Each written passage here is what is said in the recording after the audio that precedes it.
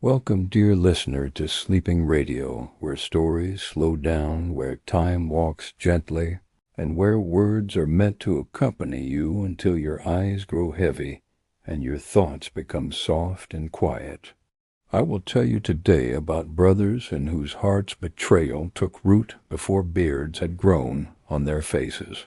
Christian kings who left fighting their enemies so they could stab one another in the darkness of the night and the corridors of palaces. Why did the father King Ferdinand decide to destroy his own realm with his own hand and divide it among his 3 sons? How did Sancho of Castile turn into a ravenous wolf, hunting his brothers and throwing them into the depths of dungeons? What did Alfonso VI do when he fled to seek refuge in the court of the Muslims in Toledo?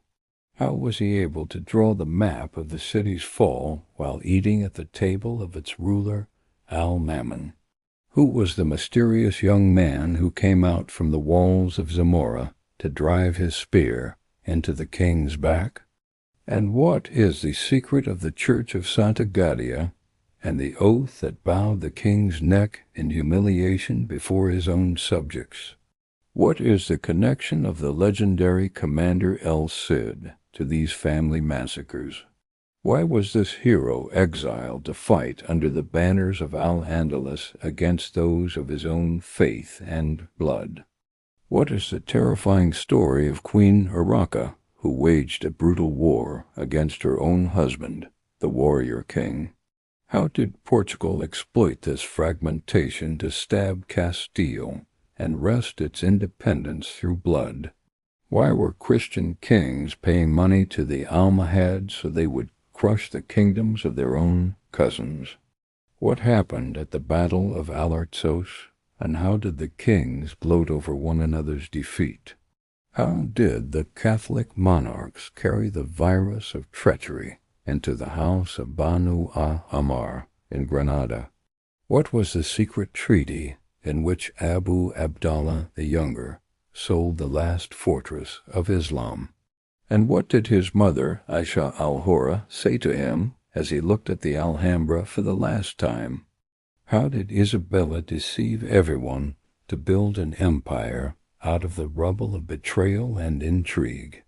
This is the story of crowns that knew no mercy, and swords that did not distinguish between enemy and brother. It is the silenced history of 400 years of daggers in the dark.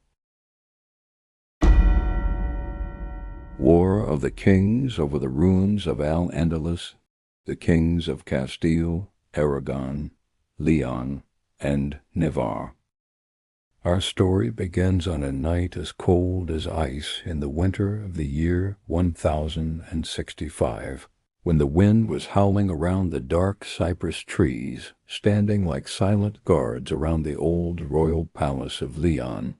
Inside, those thick stone walls behind heavy doors and faded tapestries, King Ferdinand I, known as Ferdinand the Great, was lying on his bed fighting for breath while the yellow candle flames trembled with every painful sigh that escaped his tired chest. For more than 30 years this king had ridden with sword and shield, uniting the scattered Christian kingdoms of the north by steel and by blood, conquering towns, negotiating treaties, and believing that he was stitching together a strong and lasting realm. Yet in the quiet of his final hours, when the noise of battles had faded and only the ticking of time remained in his ears, he was about to commit the mistake whose shadow would stretch over his children and grandchildren for centuries. He ordered that his 3 sons be brought to his bedside, Sancho the eldest, Alfonso the middle son, and Garcia the youngest, and they stood in the dim light watching the man who had shaped their world and their ambitions. Before them he spread a map of the Iberian Peninsula, a parchment where lines and colors marked Castile, Leon, Galicia, and the other lands that had been fought over by fathers and grandfathers for generations. With a voice that trembled between authority and weakness, he pronounced the will he believed would prevent war, saying that he would divide his royal mantle among them so that they would not fight each other. But what he imagined as a wise solution was in truth the beginning of a tragedy, for he was not dividing a cloak, he was cutting the living body of his kingdom into pieces that hungry wolves would soon fight over. Sancho, with his sharp jaw, restless eyes, and posture that always seemed ready to spring forward, received Castile and its proud fortresses and wide plains. Yet deep inside he did not feel like a satisfied heir. He saw himself as the one true continuation of his father's power, and in his opinion his brothers were only obstacles standing between him and the vision of a single great crown. Alfonso, whose calm face and gentle manner hid a mind as calculating and patient as any seasoned statesman, inherited the heartland of Leon with its strong cities and ancient traditions. Garcia, still young and inexperienced, received distant Galicia on the Atlantic edge of the world, a land of mist, green hills, and coasts where the sea beat endlessly against rock and sand. As soon as the king's coffin was carried out and the earth closed over him, the last fragile flame of peace in the north flickered and died. The ink on the will had barely dried when ambition, suspicion, and old rivalries began to move quietly in the hearts of the three brothers and in the whispers of the nobles around them. Sancho did not spend long days in mourning. He sat in his castle at Burgos, looking toward the lands of his brothers in Leon and Galicia, the way a hunter looks at prey that has wandered too far from the herd. In his mind, the idea of sharing the inheritance felt like an insult to his strength and to his position as the eldest son, and each time he traced the map with his finger, he imagined all the colors being united under his own name alone. He convinced himself that his father had been too soft at the end, that the division of the kingdom was a moment of weakness brought on by illness and fear of conflict. Sancho believed that the true honor of his father's memory required not obedience to the will, but the restoration of a single united crown, and if that meant fighting his own blood, then so be it. He began to gather an army such as Castile had never seen before, calling on tough frontier warriors, noble knights, and mercenaries drawn by the promise of plunder and promotion. Within this growing host there was a young knight with a firm body, keen dark eyes, and a quiet confidence, a man called Rodrigo Diaz de Vivar, who would later be known by a name that echoed through songs and chronicles, El Cid, the Lord. This young knight would become the sharp sword in Sancho's hand, the blade that would strike at the defenses of his brothers and open the gates of their kingdoms, one after another. At that moment, however, he was simply a talented captain learning to read the battlefield, earning trust by courage and discipline, and drawing the attention of a king who needed men who were both brave and loyal. There was no noble pretext for the coming conflict, no external enemy threatening the land. The true cause was ambition, wrapped in the language of justice and restoration, the desire of one man to reassemble the broken pieces of his father's realm under his own authority alone. Sancho decided to begin with the weakest link. He turned his eyes toward the west, toward the kingdom of his younger brother Garcia in Galicia. Garcia was gentle and lacking in experience, more suited to the calmer life of a court than to the brutal calculus of war, and his counselors were divided and uncertain about how to face the storm that was coming from Castile. Sancho's army advanced across hills and rivers, the sound of horses and armor announcing a force that would not be easily stopped. In a swift, harsh battle, the Galician defenses crumbled, and the soldiers who had sworn loyalty to Garcia broke and scattered under the weight of Castilian steel. Imagine for a moment the scene in your mind as you lie there in the dark, the memory of childhood in the palace where three brothers had once played together in the same corridors. Now those same brothers face each other across a battlefield, one giving orders to charge and the other trying in vain to hold a line that was already dissolving into confusion and fear. Garcia was captured and brought before his brother not as a guest or a rival, but as a defeated man in chains. Sancho's heart showed little mercy. He ordered heavy shackles to be placed upon Garcia and chose not to kill him swiftly, preferring a punishment that would be long and humiliating. Instead of ending his life, Sancho handed his own brother over as a prisoner to Al-Muhammad ibn Abad, the Muslim ruler of Seville in Al-Andalus. In this act there was a deep bitterness, for Sancho preferred to see Garcia forgotten behind the walls of a foreign Muslim city, rather than risk his return as a rallying point for opposition in the north.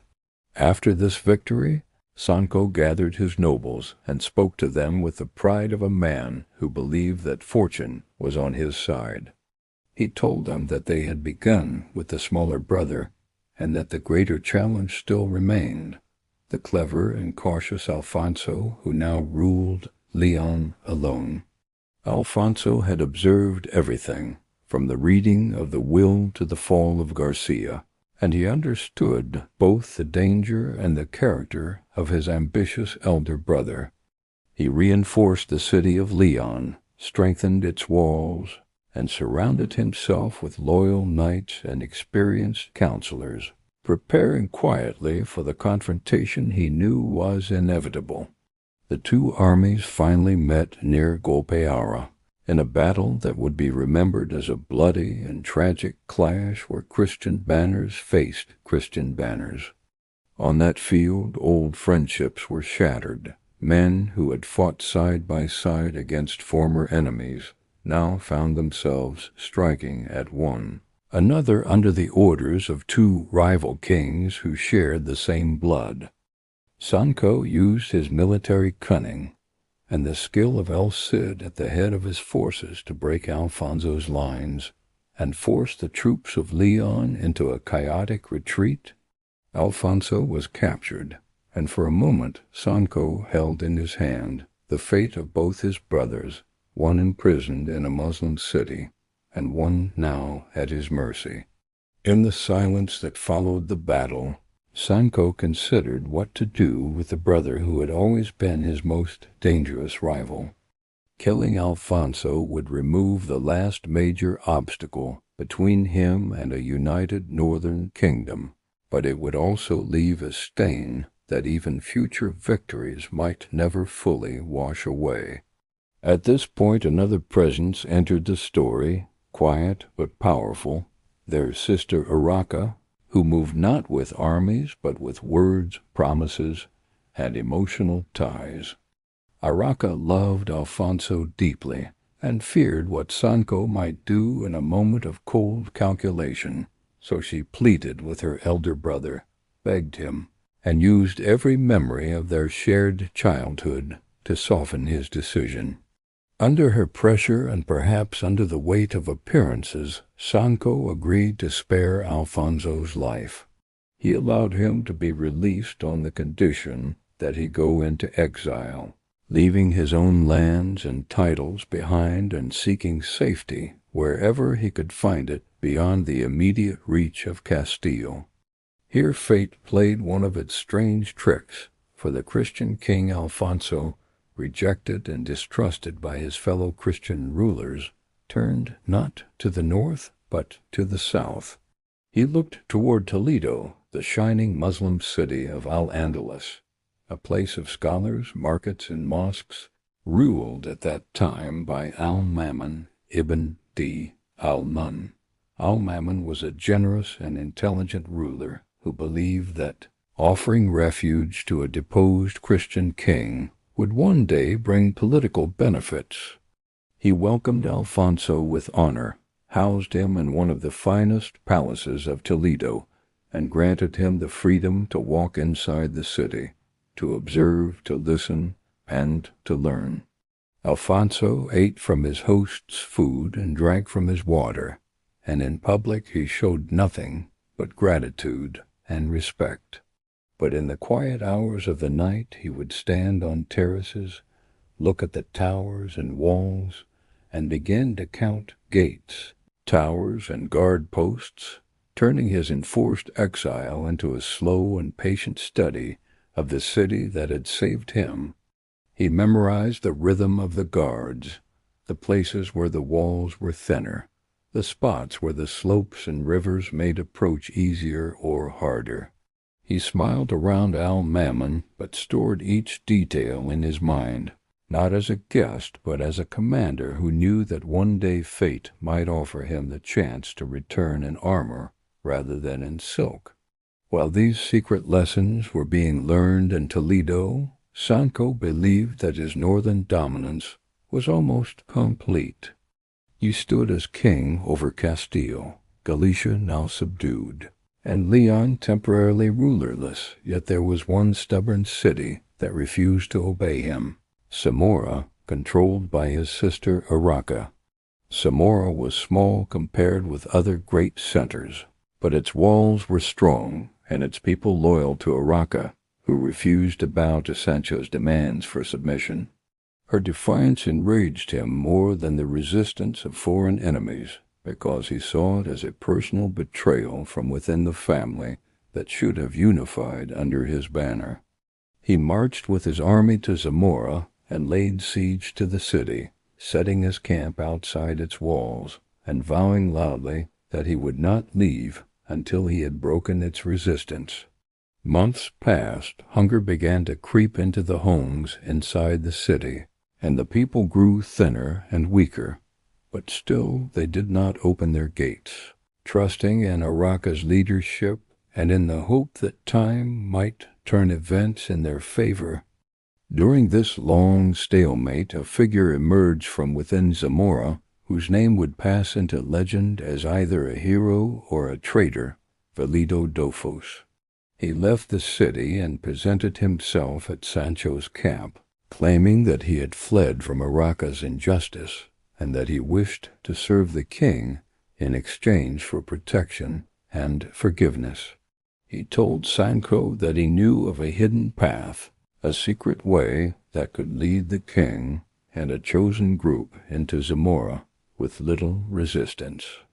The promise of a quick and decisive victory was too tempting for Sancho, who was growing impatient with the long siege, and he agreed to accompany Dofos with only a few guards to examine this supposed passage.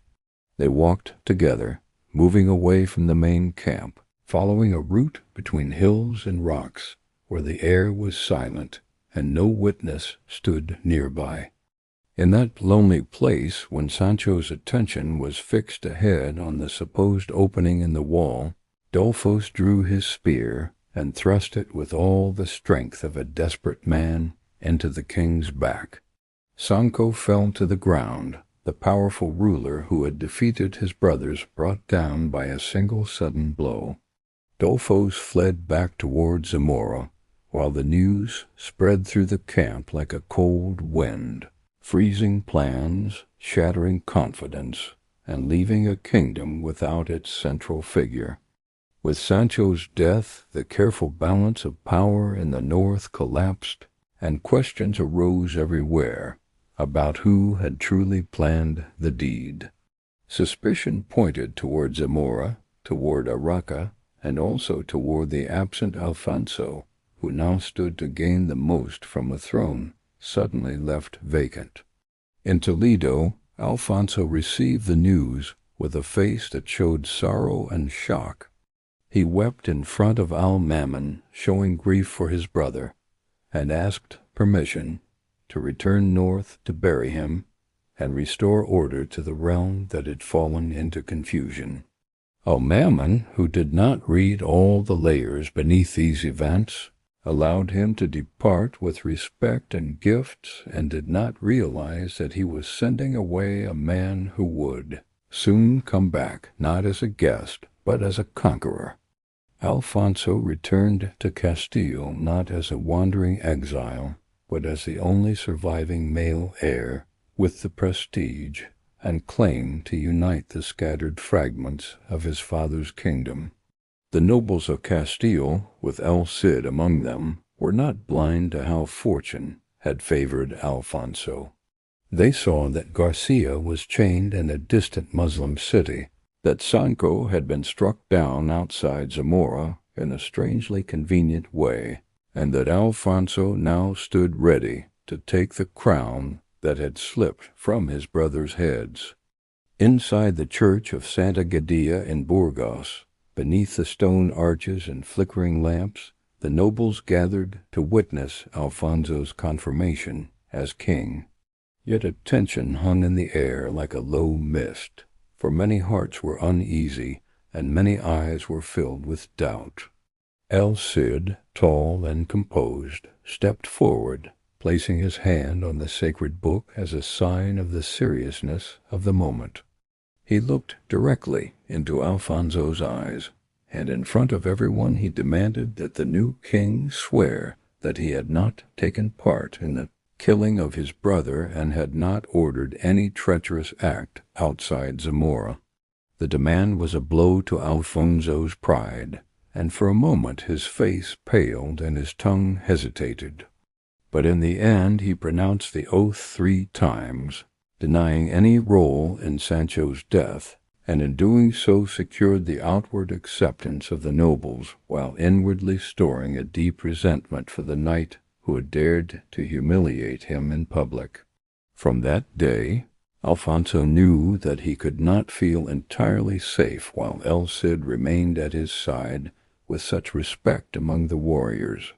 He began to look for reasons to remove him, not by assassination, which might create unrest, but by a quieter method, by sending him away, by exile.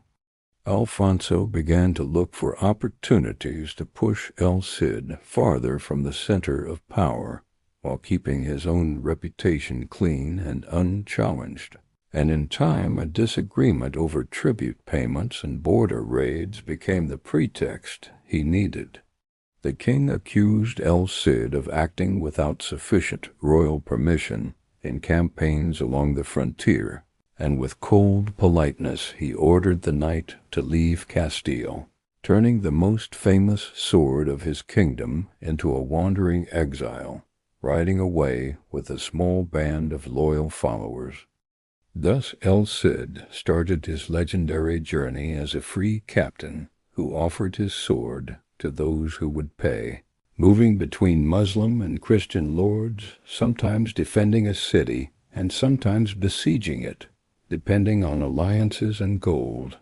He became a living symbol of how principles had begun to bend under the weight of interest, a warrior who still kept his personal honor in battle, but who no longer fought for a single fixed banner or a single sacred cause. Alfonso, meanwhile, was left alone with the throne, and began to apply the lessons he had learned in Toledo, and during his years of watching others rule and fail. He understood that many of the Muslim kings of the south, the so-called Taifa kings, were divided among themselves, living in comfort and rivalry, and that their weakness offered him a new kind of weapon, money and pressure, instead of only steel and fire. He demanded tribute from them, not immediately seeking to conquer their cities, but to drain them slowly and constantly. Every year caravans loaded with gold and silver would make their way north, carrying the price of temporary safety, while inside those Muslim courts poets and musicians tried to make people forget that their treasures were being carried away. Powerful rulers like Al-Muhammad of Seville and Al-Qadir of Toledo paid Alfonso vast sums in the hope that he would protect them from their rival neighbors. It was a bitter irony that a Christian king, was now being paid by some Muslim kings to weaken other Muslim kingdoms, turning old alliances upside down and teaching everyone that loyalty could be bought and sold like silk and grain.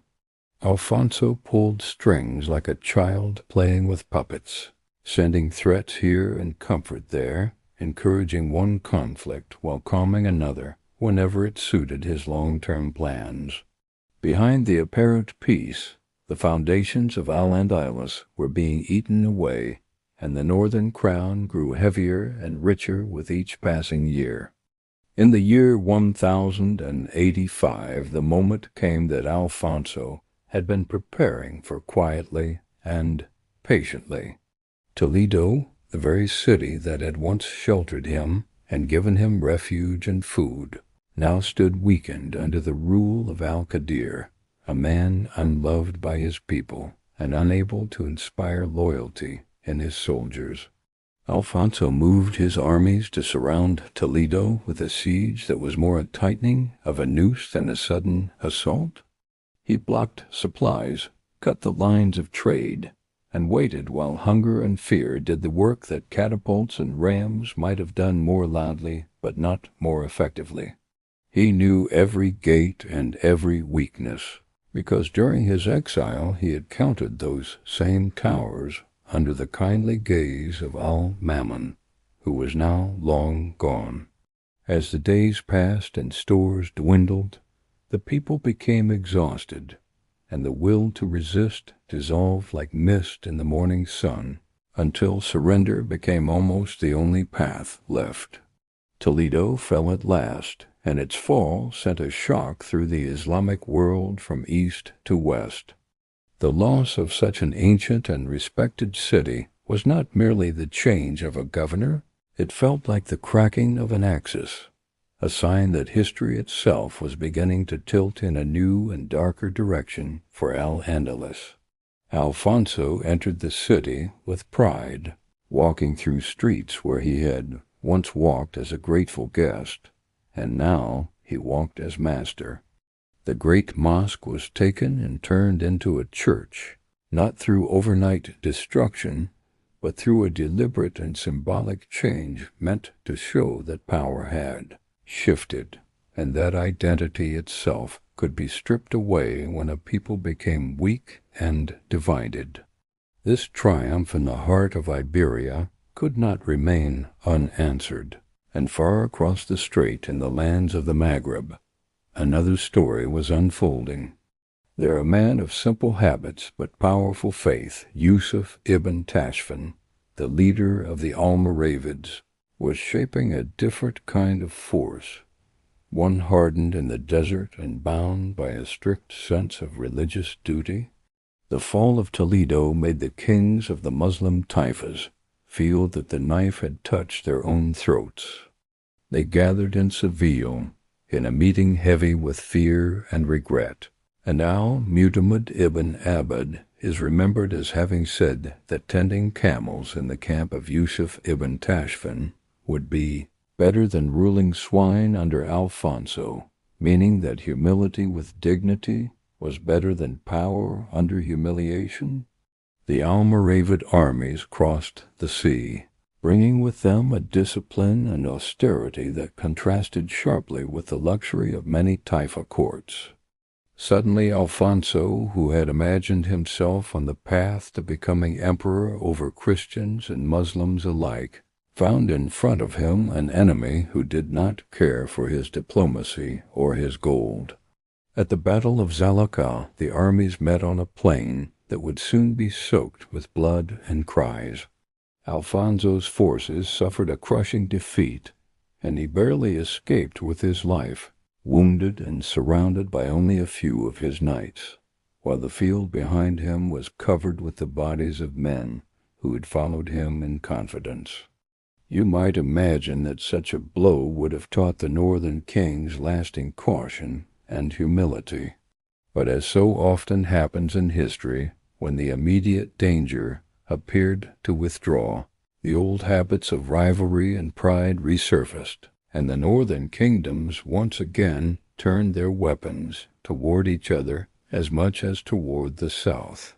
The King of Aragon coveted lands held by the King of Navarre, and Alfonso continued to watch for chances to weaken neighbors when it suited him. Even after being beaten by Yusuf ibn Tashfin, Alfonso later entered into temporary understandings with some Muslim leaders against others, proving again that the banners invoked in speeches were often less important than the calculations whispered in council rooms. The time was feverish and confused. Flags changed sides. Prayers and battle cries were raised, while behind them negotiations shifted like sand. In this atmosphere, the story of El Cid returned to the stage in a new form, as he carved out his own domain around Valencia with his small but fierce army. He fought Muslims at times and allied with them at other times. He resisted Alfonso in some circumstances and cooperated with him in others. In many ways, El Cid became the mirror of his age, a figure of courage and leadership, who nonetheless embodied the rising spirit of individual interest above any consistent moral or religious principle. Years rolled by. Alfonso VI eventually died, and the subtle poison of betrayal and rivalry passed into the veins of those who came after him. His daughter Urraca inherited the throne, but her marriage to Alfonso, the warrior king of Aragon, turned into one of the most destructive civil conflicts in the region's history. Husband and wife became enemies, commanding opposing armies, and nobles split their loyalties between them, dragging cities and villages into the flames of their private quarrel. Towns were burned not by foreign invaders, but by soldiers who claimed to be defending the rights of their chosen monarch in a marriage that had become a battlefield. Urraca was a strong-willed woman who had learned from her family how to strike from the shadows as well as from the front. She used charm, intelligence, and manipulation to pull knights and barons to her side. While her husband believed that only the sword could tame a wife he now saw as stubborn and dangerous. In the middle of this chaos, another kingdom was born from division: Portugal. The region that had once been a part of the greater realm became the prize of Teresa, another daughter of Alfonso VI, who decided to follow her own path and separate her lands, challenging her sister and contributing to the map's growing patchwork of crowns. While we leave the northern Christian lands for a moment tangled in their own blood and intrigue, time moves forward quietly, shaping a new era. The art of betrayal changes, becoming less about sudden stabs in courtyards and more about treaties written with smiles and then broken before the ink has dried. On the stage of history, a new figure appears who will change not only Iberia, but the whole world: Isabella of Castile. Her path to the throne was anything but smooth. It was paved not with flowers, but with accusations, slander, and deep conflicts inside her own family, especially with her half-brother King Henry IV. Henry was called the Powerless, not only because of personal weakness, but because he allowed great nobles to control much of the kingdom as if it were their own private property. A bitter struggle arose over who should succeed him: his daughter Joanna, whose legitimacy people whispered about in corners, or his sister Isabella, who had her own circle of ambitious supporters. Propaganda became a weapon, as Isabella and her allies worked systematically to tarnish Joanna's reputation. They painted her as unworthy, not fit to wear the crown, using gossip about her birth and private life as tools to erase her political claim. To secure her position, Isabella made a bold and secret move that would have enormous consequences.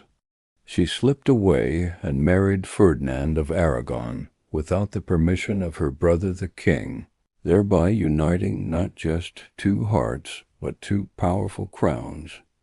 in a union that would later become the death sentence for what remained of Al-Andalus.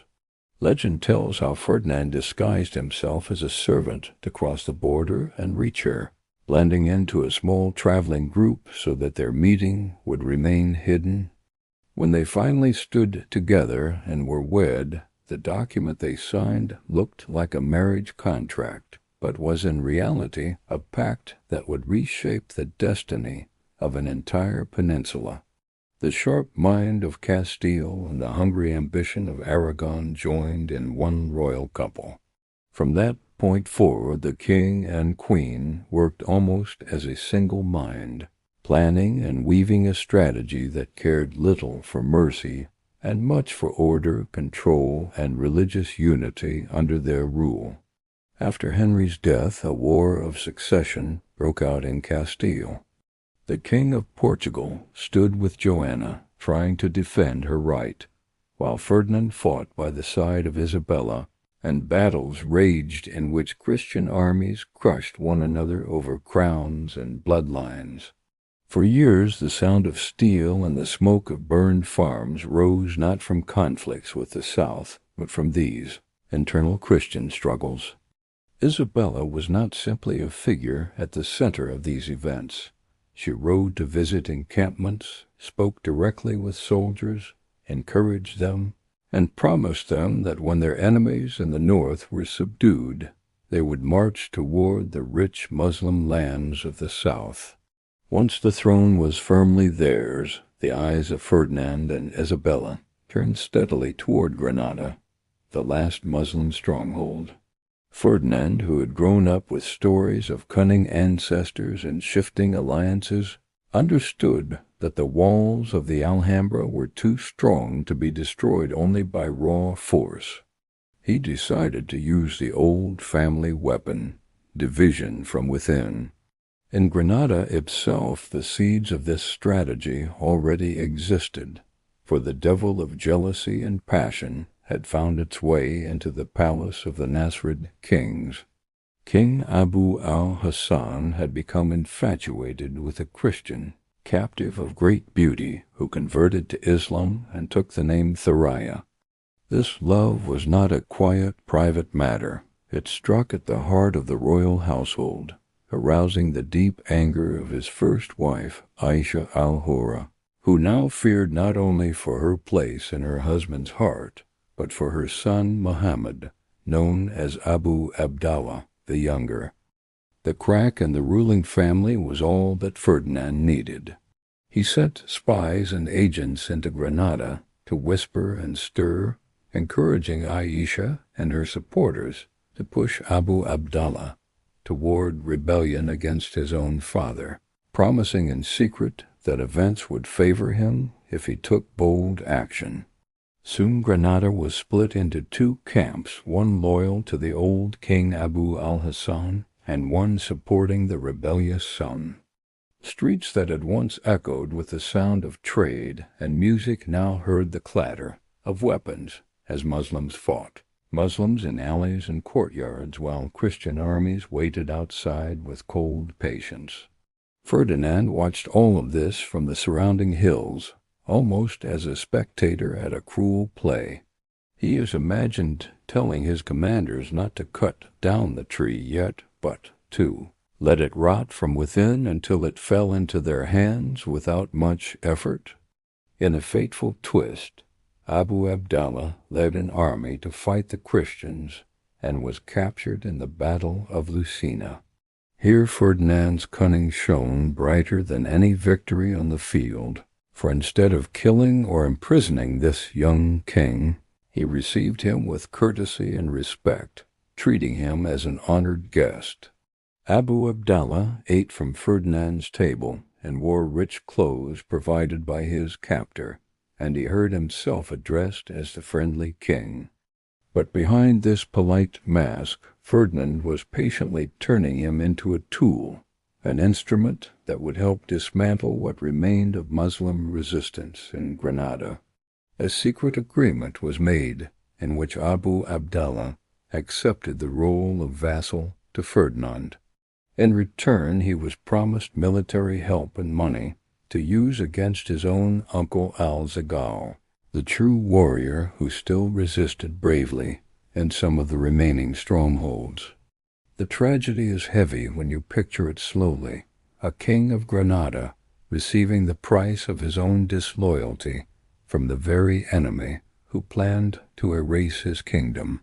For years Ferdinand made sure that the war between Abu Abdallah and Al-Zagal stayed alive, feeding it enough strength to continue, but never enough to give any side a final victory. While Muslim blood was spilled in internal struggles, Castilian nobles quietly advanced, capturing fortresses one after another, like hunters picking off birds from a branch. Abu Abdallah, obsessed with securing his shaky throne in the Alhambra, failed to see that the ground beneath that throne was shrinking every season. When Malaga fell and its people suffered hunger so severe that they were said to have eaten leather and wild plants, they cried out to Granada for relief. Abu Abdallah did nothing, bound by his hidden agreements and by fear of losing the fragile favor of Ferdinand, and the people of Malaga were left to face their sad fate alone. Later, Baza and Almeria also fell, tightening the ring around Granada. Now Ferdinand no longer needed the careful balance he had maintained. He turned to Abu Abdallah and told him that the game was over, that he must surrender Granada because there were no more territories left to bargain with. Abu Abdallah finally understood the trap he had walked into, but the realization came too late. Granada had become an island surrounded by a sea of Christian armies, its fields ruined, its people weakened by hunger, and its leaders divided and exhausted. Inside the city, winter cold and lack of food ate away at the population, while outside Isabella had a new town constructed in front of the walls, a permanent base called Santa Fe, meaning the sacred faith. It was her way of saying that she intended to stay until the very end, that this was not a passing campaign, but a final, unshakable decision. Then came the morning that would make the minarets of Al-Andalus tremble with grief after 8 centuries of prayer. On the 2nd of January in the year 1492, a gray mist lay over the Sierra Nevada mountains like a shroud spread across the sky above Granada. Abu Abdallah walked out from the gate of the Sharia in the Alhambra, not to lead an army, but to place the keys of his city into foreign hands. His steps were heavy, and behind him followed a small procession of courtiers who had traded everything for the hope of saving their own lives, while before him stood Ferdinand and Isabella in full ceremonial dress, surrounded by bishops eager to raise the cross above the tower that had once echoed the call to prayer. When Abu Abdallah reached the royal couple, he made a gesture to dismount fully and kiss the hand of Ferdinand in submission. But Ferdinand, maintaining his image as a magnanimous conqueror, stopped him, wishing to appear before history as a merciful king who respected the dignity of a defeated ruler, even as he took everything from him. Abu Abdallah handed over the keys. His voice choked as he said words that acknowledged the transfer of a paradise into the possession of his enemies, attributing all to the will of God, even as his heart broke. The keys that had opened doors to gardens, halls, and fountains were now symbols of a lost world, passing from the fingers of a fading dynasty into those of rulers who had long planned this moment. He rode away, and when he reached a hill that today is remembered as the place of the last sigh, he turned to look back at the Alhambra one final time. Tears streamed down his face like rain, and beside him his mother Aisha spoke bitter words that cut deeper than any sword. telling him to weep like one who had lost what he had not defended with the courage and firmness that true guardianship required. These were not just sharp sentences, they were a final wound to his already shattered pride. Abu Abdallah went on to live the rest of his life in Morocco, far from the red walls and flowing water of Granada, ending his days in the city of Fez as a man who had once been Sultan of Al-Andalus and was now a stranger dying, quietly away from the land of his ancestors. Yet even this was not the true end of the story, because the tragedy continued in new forms. The Treaty of Surrender, which had promised Muslims freedom of religion, language, and property under the new rule, was treated as nothing more than ink sprinkled on parchment. Once the Catholic monarchs felt secure upon their thrones and confident that resistance had been broken, they began to dismantle those promises piece by piece. The courts of the Inquisition rose up, institutions whose purpose was to tear belief from hearts through fire and iron, and anyone suspected of praying in secret or speaking Arabic became a target for imprisonment, torture, and public execution. Even many of the nobles who had helped Isabella in her struggles found themselves pushed aside. Power was increasingly concentrated in the hands of the royal crown, and the queen did not hesitate to silence old allies when their demands or memories became inconvenient for her vision of a unified and obedient kingdom. Fate, however, had its own lesson prepared for Ferdinand. After Isabella's death, he discovered that he was no longer welcomed warmly in Castile, the realm that his wife's energy and sacrifices had built and strengthened. His son-in-law Philip the Handsome came forward to claim authority, and once again Christian princes began to plot and maneuver against one another for control of territories and titles. Ferdinand had forged an empire where, as people later said, the sun never set. Yet morally that empire was often wrapped in a darkness of cruelty and injustice.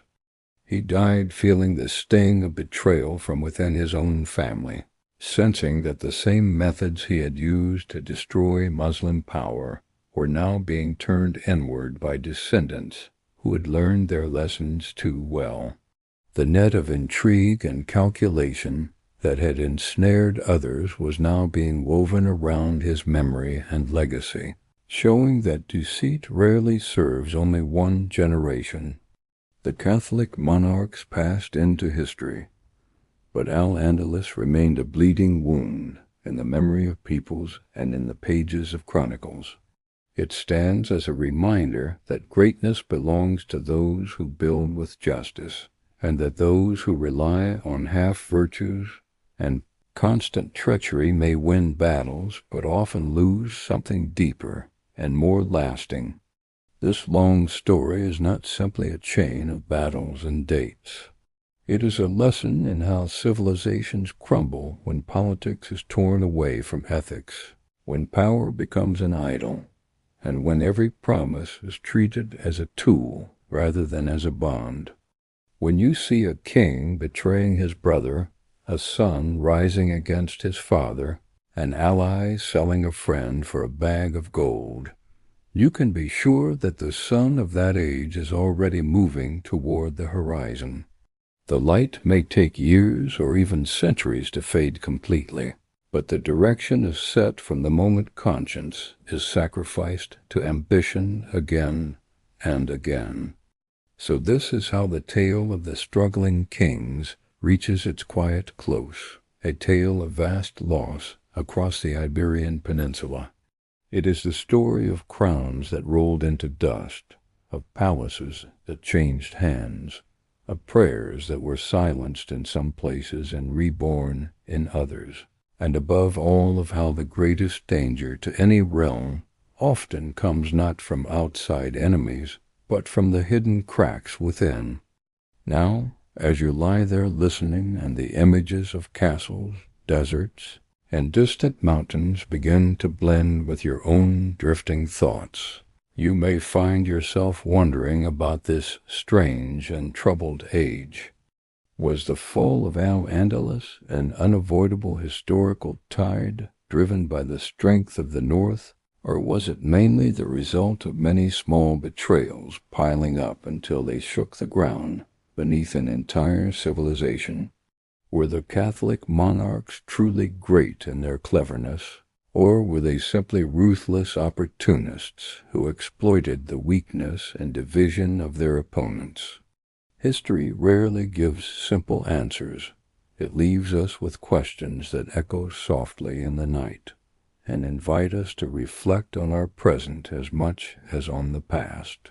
Write your thoughts when you are awake and feel like sharing, because every viewpoint adds another thread to the tapestry of understanding. And remember to subscribe to the channel and like the video so that every new journey through the epics of history can find its way gently to your bedside, carrying you again and again toward calm, reflection, and sleep.